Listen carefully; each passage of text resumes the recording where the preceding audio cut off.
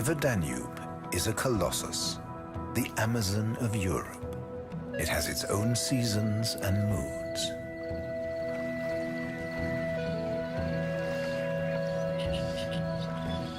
Floods and frosts, summer heat and autumn bounty shape the lives of the many animals that call it home. For some, the Danube is a natural year-round sanctuary. Others spend time on the river only to rear their young.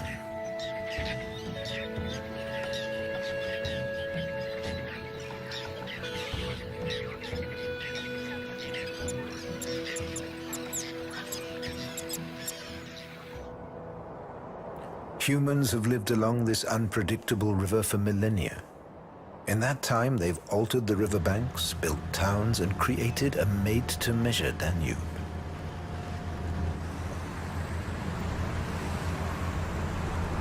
The current is forced into a straitjacket of concrete banks to prevent flooding. The natural riverscape has been transformed into a technological waterway.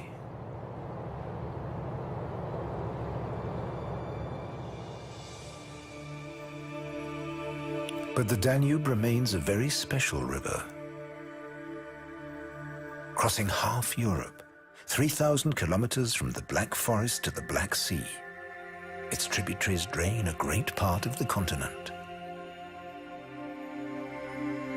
On the long journey past wind-whipped plains and snow-capped peaks, the Danube encounters the extremes of weather.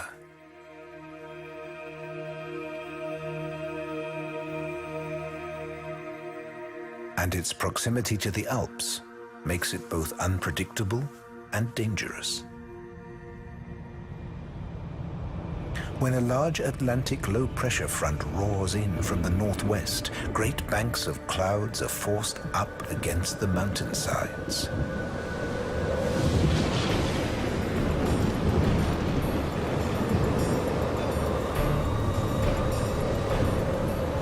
Unable to cross the mountains, they dump their entire load of water in a matter of hours.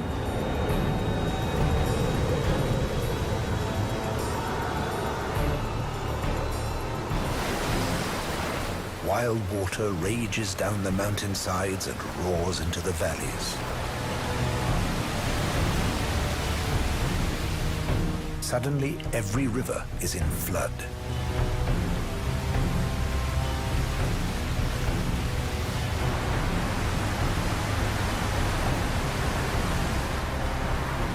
Unimaginable amounts of water rush into the Danube, and the river level rises dramatically.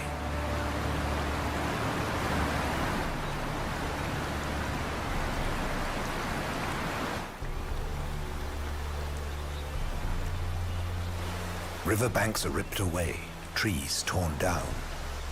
The river grasps at everything in its path.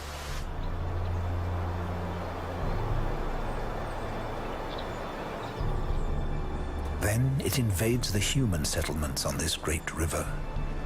Within a few hours, the Danube can do terrible damage.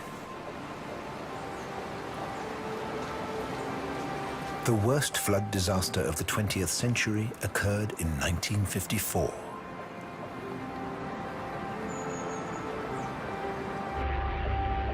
On the 6th of July that year, a low-pressure front from the North Sea reached the Bavarian and Austrian Alps. It was combined with especially heavy rainfall. The result was terrible floods.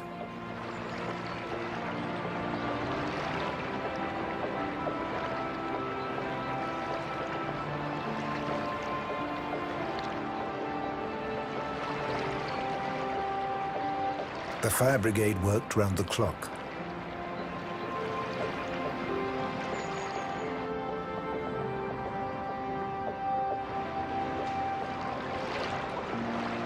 People were rescued from their homes and evacuated along with their pets and their farm animals.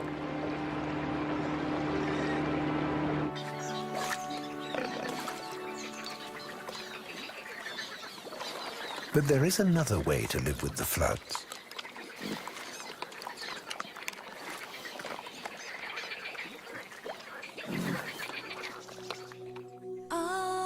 Hidden in the riverine forests of the Sava in Croatia is the Lonsko Polje Nature Park. The villages here lie in the floodplain of one of the Danube's greatest tributaries. The water level can rise by up to 10 meters overnight. But here, they don't fight against the river. They've learned to live in harmony with it.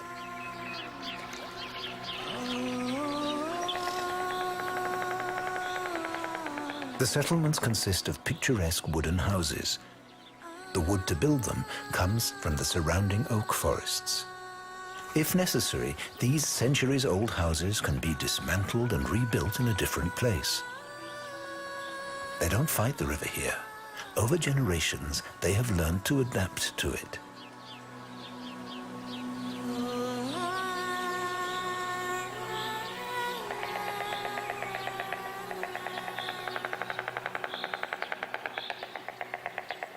In spring, the villagers of Chigoch are woken by the clatter of storks that nest on the roofs of every house. The villagers couldn't imagine life without their summer visitors. The flooded woods and pastures provide the food for the storks and their young.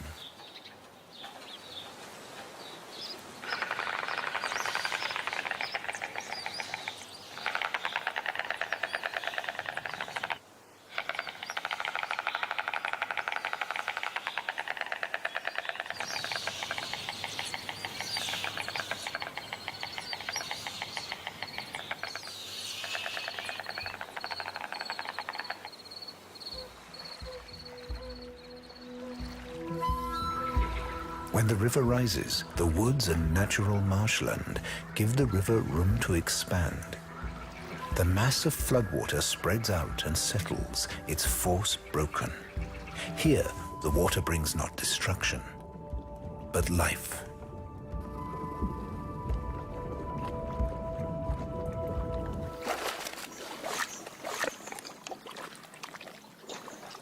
Perfect conditions, even for farm animals. Turopolje pigs love to swim and wade in the flooded areas in search of food, or to wallow in the warm mud. These pigs live as free as wild animals. The floods don't worry them at all.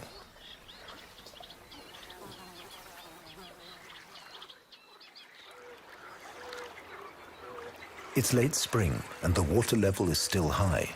Much of this land has been underwater for weeks. Ideal conditions for carp to mate. In dry years, wild flowers grow here. In flood years, these are spawning grounds.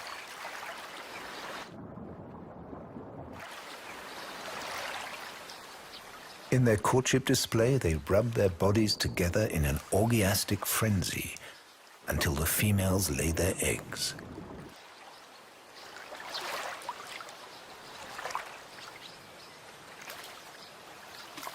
The adults waste no time. They must finish mating before the waters retreat. In a few days' time, millions of young fish will hatch. The moment has also come for the tadpole shrimps. They may have lain dormant as eggs for years. As soon as the floodwaters reach them, the animals hatch. After a few weeks, they will become adults and mate. And their eggs, in turn, will wait here for the next big floods. Living here, you have to cope with constant change. These carp failed to leave the pastureland in time. Now they're cut off from the river, left high and dry.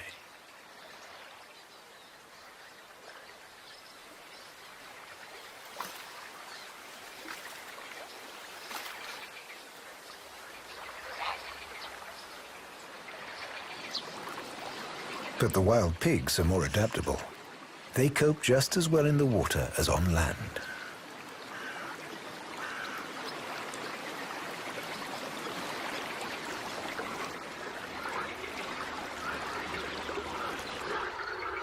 When a high-pressure front returns to Central Europe, the Sava slowly returns to its more gentle ways.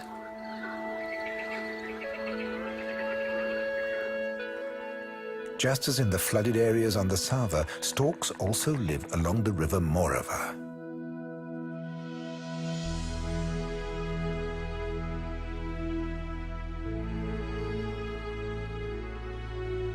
This river boasts Europe's largest stork colony that still nests in trees. Once, most storks built their nests in trees, but gradually the forests were cut down. The storks make the most of the retreating waters.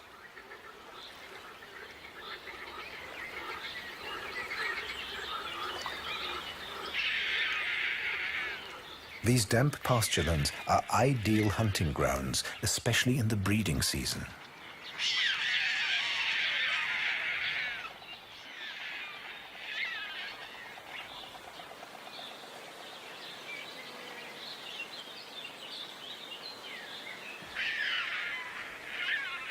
The storks find soft, dead grass in the fields and take it back to their offspring.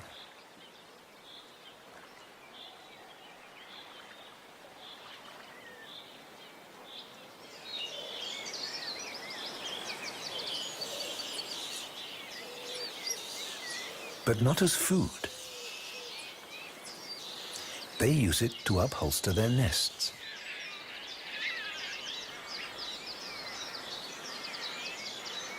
Storks return to the same spot every year, and they never finish building their nest, so it can be meters high and weigh as much as 2 tons.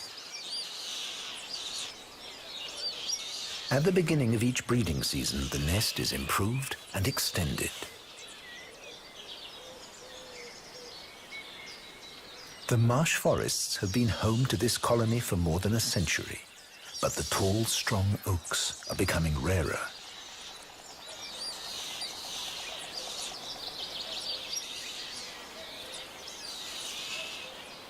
Without these trees, will future generations of storks be able to raise their young here?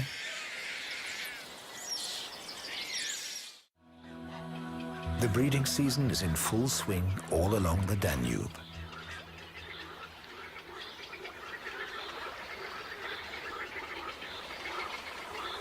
Spoonbills, little egrets and cormorants breed in mixed colonies.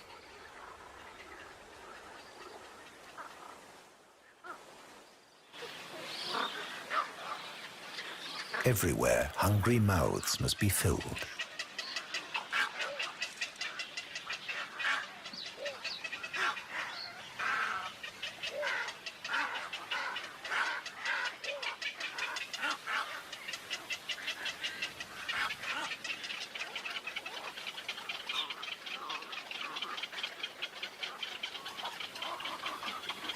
Breeding together brings security.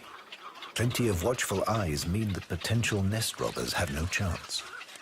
And tucked away in the reed beds, the young are well protected.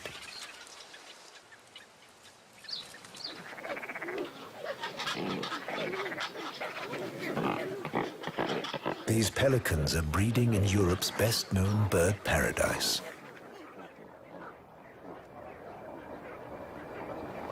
The Danube Delta.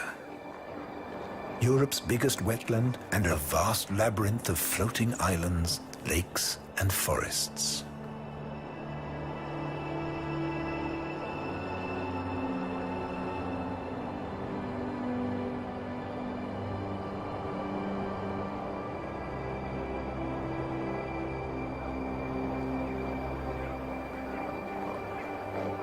Year after year, the pelicans come here to raise their young. These are some of the biggest colonies outside Africa.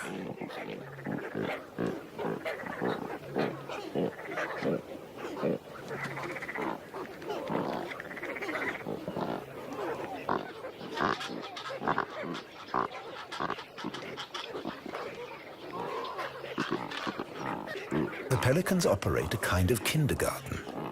This group of youngsters are looked after by several adults.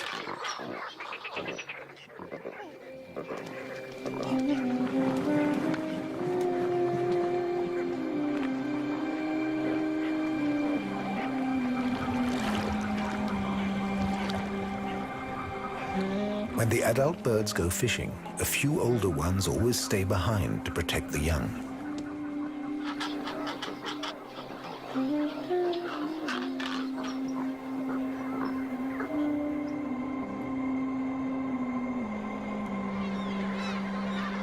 Pelicans usually hunt in groups several dozen strong.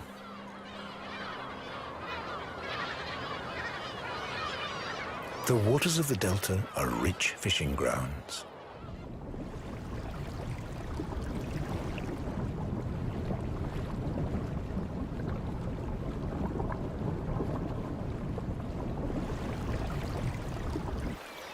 The pelicans herd the fish together until they can gulp them down easily.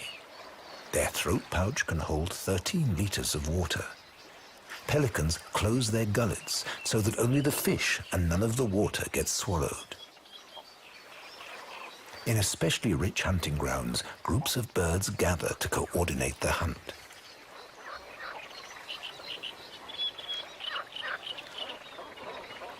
Then they fly back to the nests to feed the young.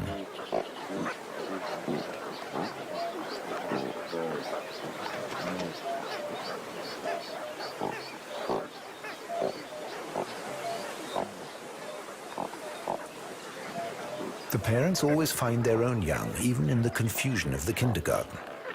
They regurgitate the fish into their pouch, where the hungry offspring can reach it.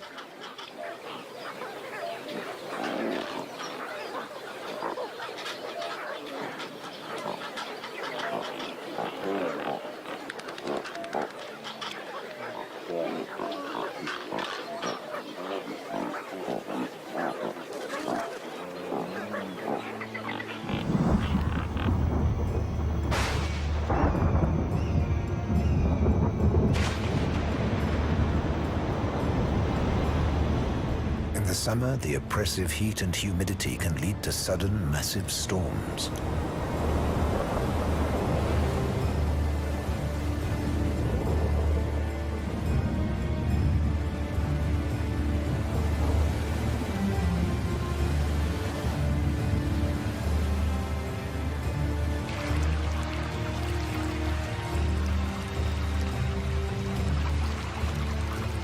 The downpour can be torrential.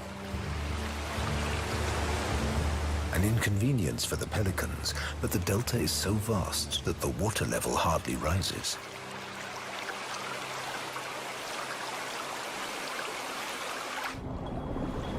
But wild weather like this scatters the fish.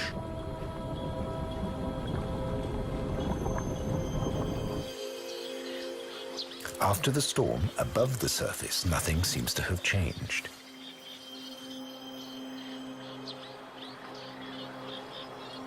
But the fishing is more difficult for the pelicans.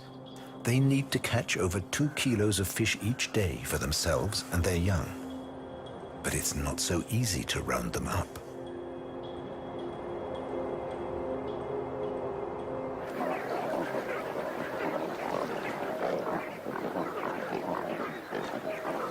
So the pelicans change their tactics. They leave the inland parts of the delta and fly to the coast. Taking off from the water is hard work for such large birds.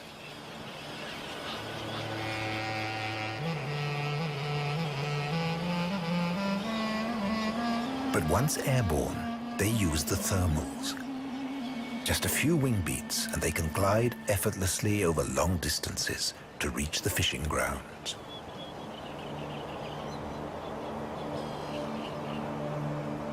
More and more of them gather on the sandbanks of the delta and start fishing in the shallow waters of the Black Sea.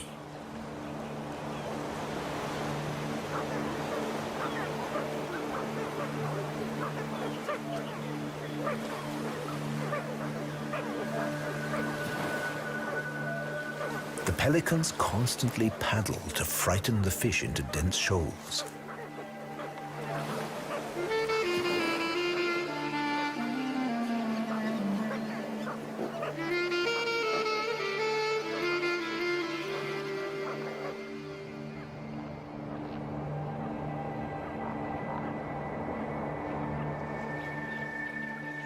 The young have grown, and now they're learning about the water.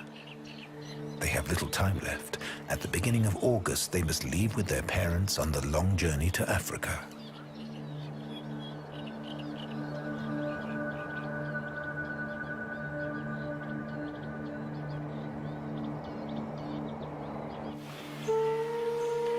The early morning mists drifting over the river announce the end of summer.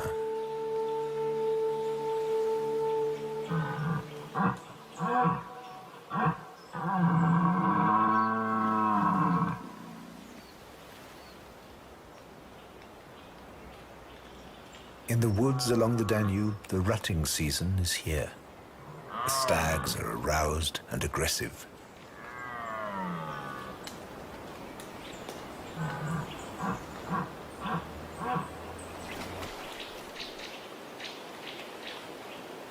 There will be no rest for the females in the coming weeks.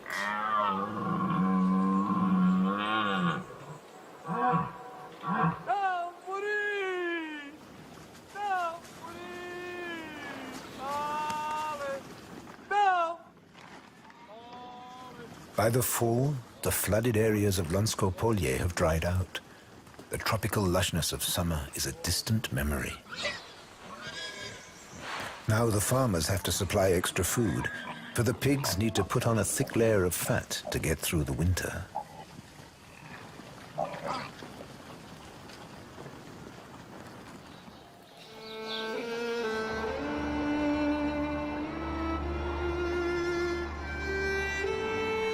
The first icy winds from Siberia bring the cranes to the Danube.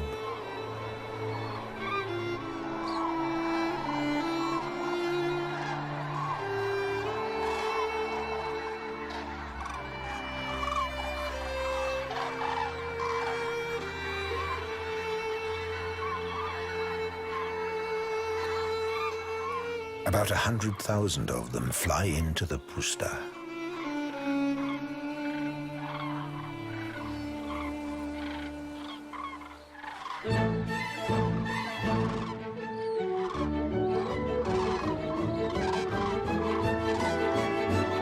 Here they make the most of the last days of autumn.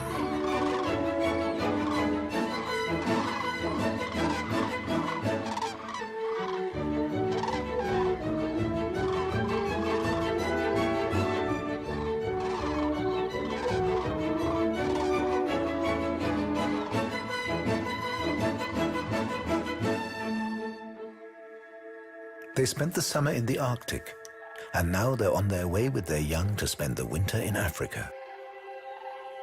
Here, where the Danube crosses the Hungarian plains, they'll stop for a few weeks to rest and replenish their energy supplies. They still find plenty to eat in the grass plains and fields of the puszta, even after the harvest.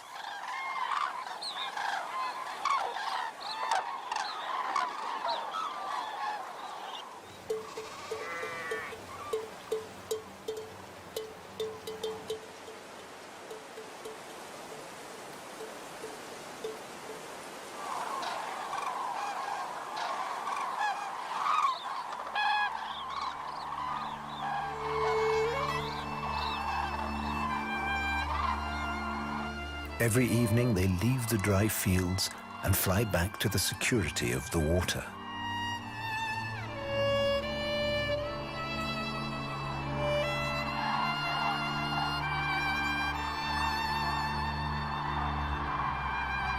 The Hungarian plains are a mosaic of fertile wetlands, fed by the Danube and its network of tributaries.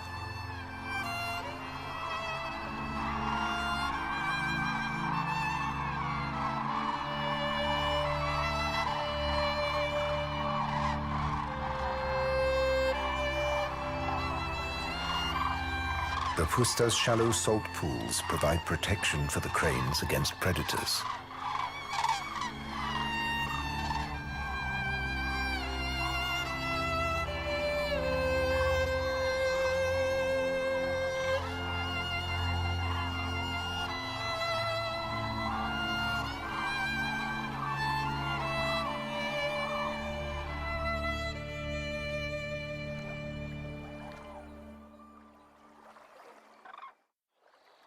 The days grow shorter, the nights grow colder. For the cranes, it will soon be time to move on.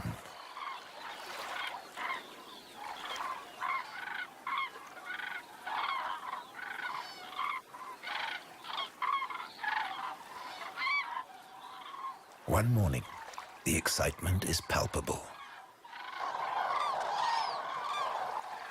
The time has arrived. As of a single mind, they set off to the south. They have a long and dangerous journey in front of them. Not all of them will come back next spring to rest here once again before heading up to the Arctic.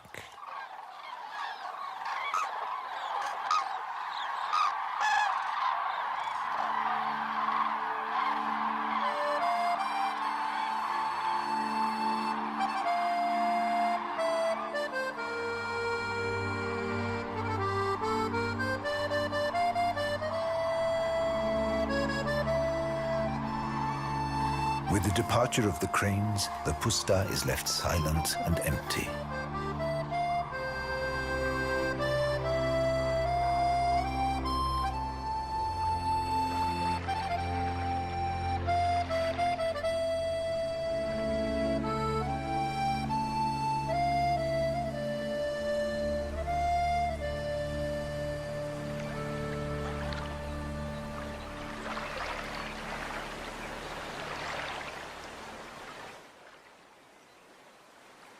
For the Danube-crested newt, it's time to leave the shallow pools too.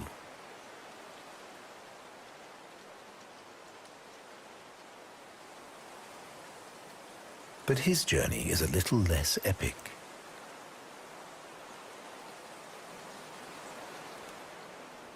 He's looking for a crack in the mud.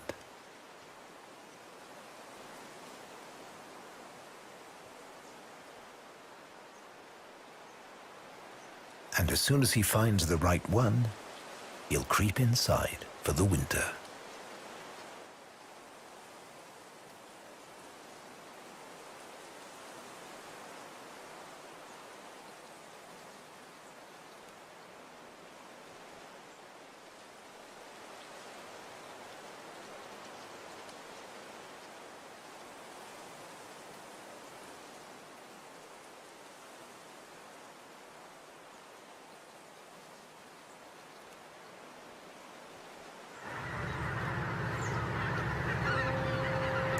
Another wave of migratory birds arrives on the Danube. Thousands of geese gather midstream. Like the cranes, they've come from the Arctic. But they will spend the winter here.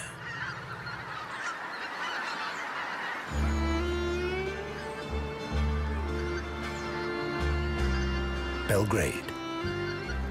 A few months ago, high waters at the confluence of the Sava and the Danube flooded this city.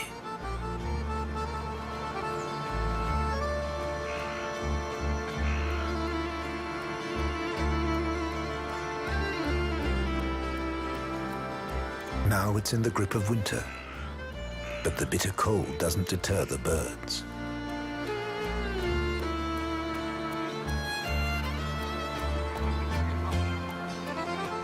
Flock after flock of migratory birds arrive at the center of the city.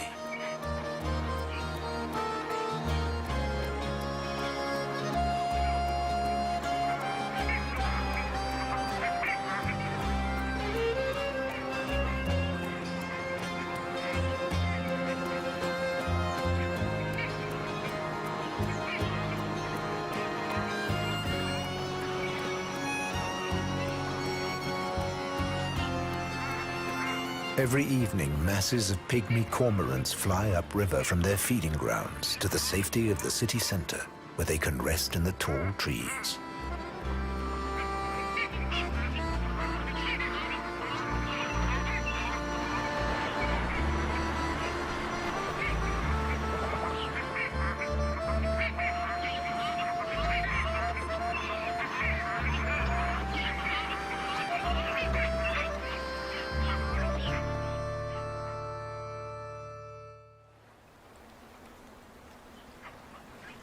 It's not yet midwinter, but the temperatures have been dropping further and further below freezing. When a ridge of high pressure spreads out from the Russian tundra, the temperature can fall below -20 for weeks on end.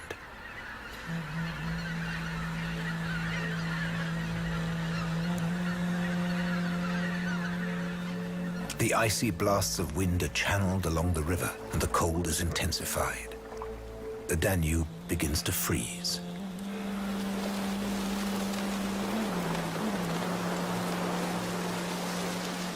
Ice accumulates in the water.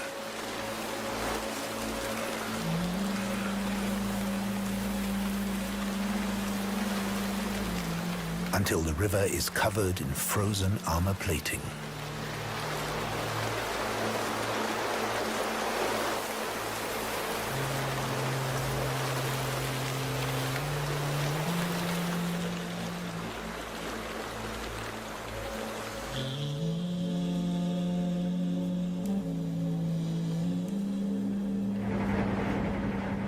Along its entire length, through Romania, Bulgaria, and Serbia, the Danube is encased in ice. This is the coldest winter for 40 years.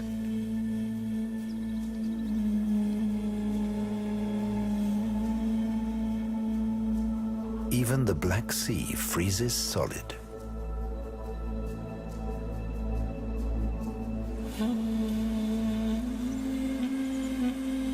For weeks, not a single ship or barge moves.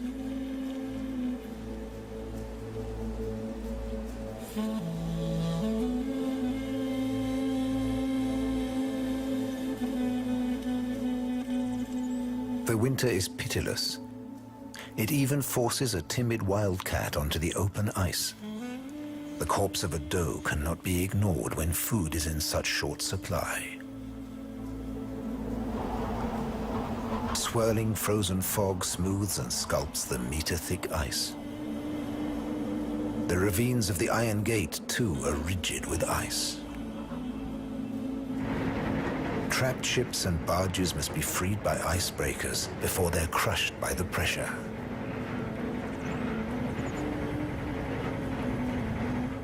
Even in Vienna, the Danube has frozen solid.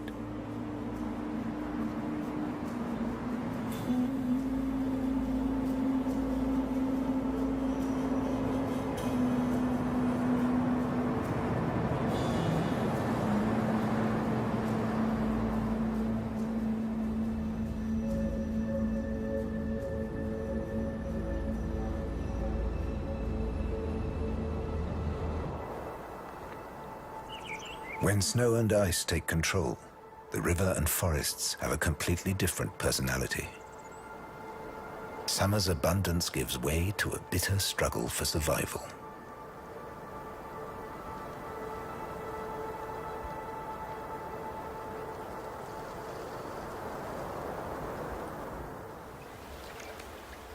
Despite the cold, a family of otters manage to find fish. But for the herons, fishing is now almost impossible.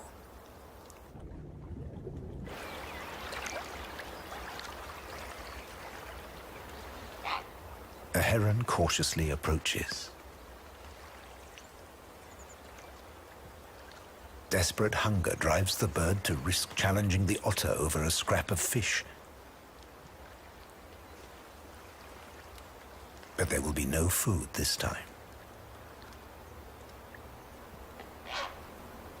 Beneath the ice, life is in slow motion.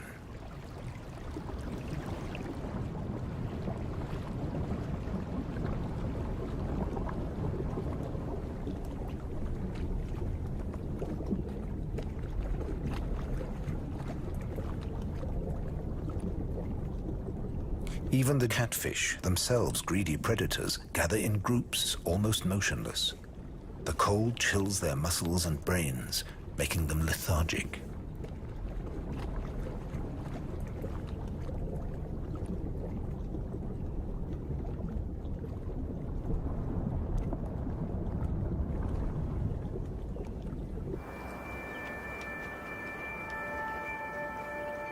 Winter has passed its peak.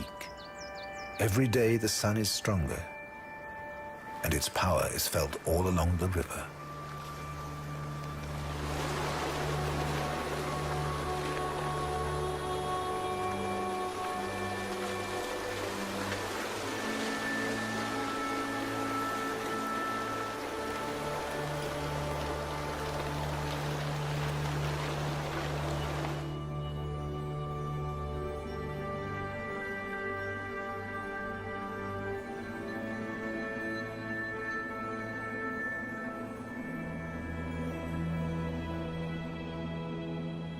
As soon as the ice breaks, everything happens very fast.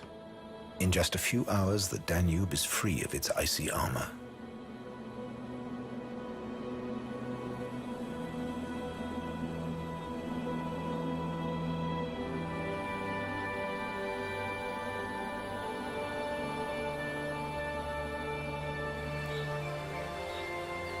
Masses of water from the snow melt swell the current so that the river bursts its banks.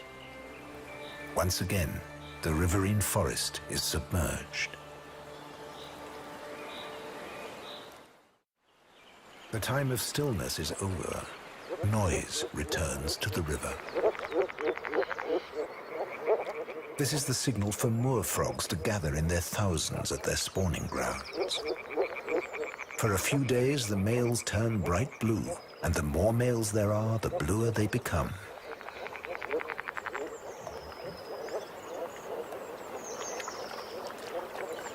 The arrival of a female provokes an instant reaction.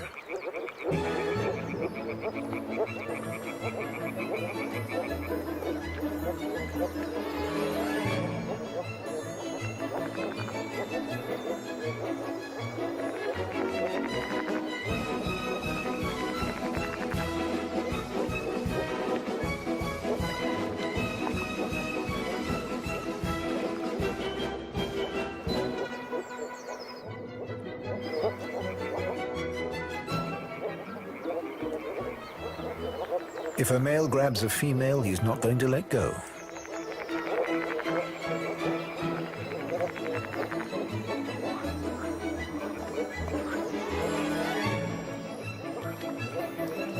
There's no chivalry among frogs.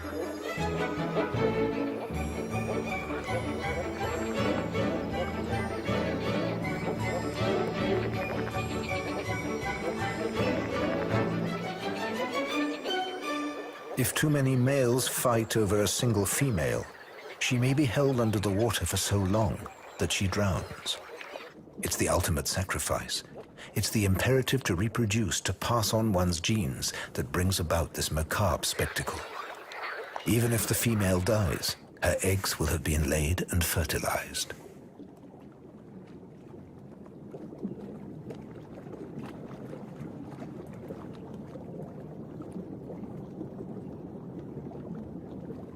These blue frogs will literally stop at nothing. They'll pounce on anything that moves, even toads.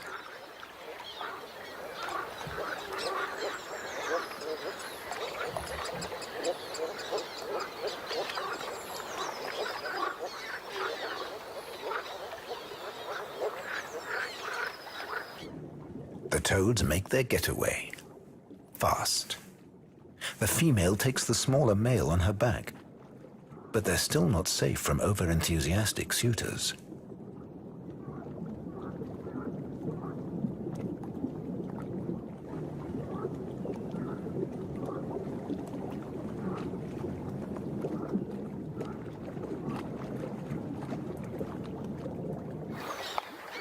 Now, at last, herons can pick and choose from the great bounty.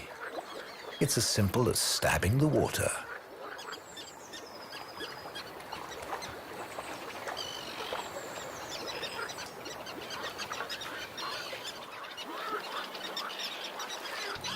With the spring, new life returns all along the Danube.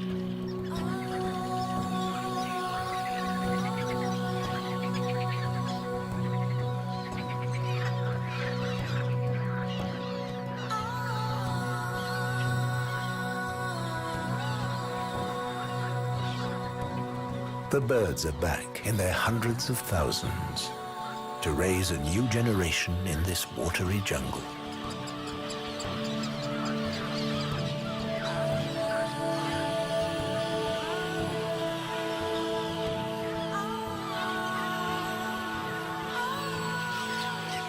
The floating carpets of water lilies are the perfect place for terns to raise their brood.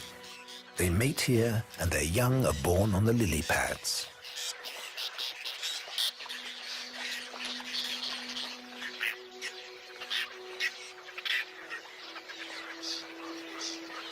From the very first day of their lives, Their existence is inextricably linked to the waters of the Danube.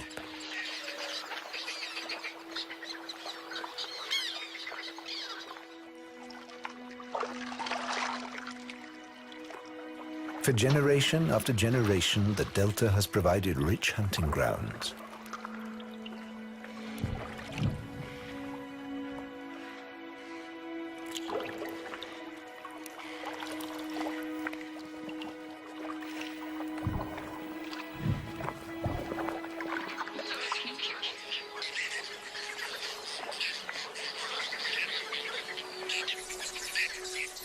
And with good fortune, next spring, these chicks will be bringing food for their own young.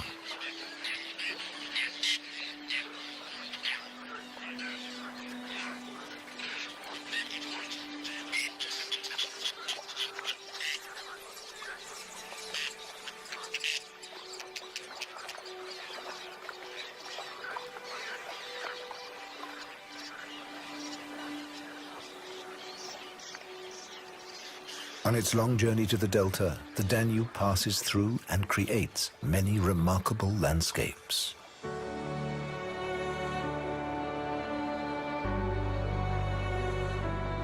And with the procession of the seasons, it changes mood time and time again. From violent flood to generous summer bounty, from deathly winter cold back to flood.